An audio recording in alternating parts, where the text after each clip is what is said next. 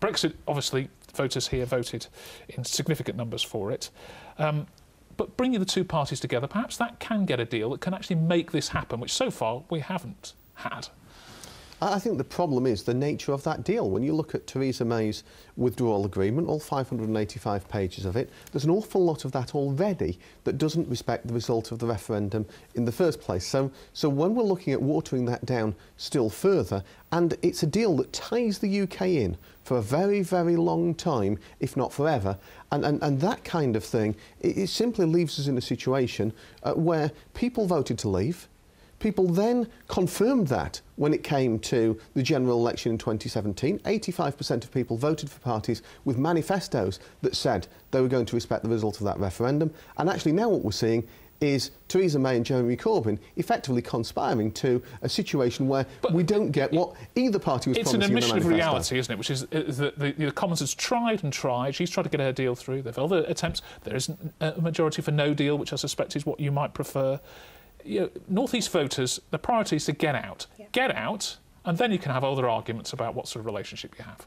And that would be great if we were in a situation where you could get out and then be in a situation where you could discuss what future relationship you want. Well, you still have discussions about the trading relationship, but the problem is that the withdrawal agreement, and particularly if Corbyn gets his way on a customs union as well, leaves you in a situation where you're already bound, where you can't choose what your future relationship is. And can I just say, when you mention no deal, I'm not a massive supporter of a no-deal Brexit. I've always been a supporter of basically your Canada Plus style deal with the European Union. But the problem is that that isn't on the table, and it comes down to least worst options. And actually, you see a huge number of people. Okay, I care about what the public is saying, and there's so many in the public who are fed up. I do apologise for interrupting, but Jonathan Arnott, you're still a Euro MP at the moment, hoping to be made redundant very soon. What are your chances that there may well be elections now, European elections in May, do you think?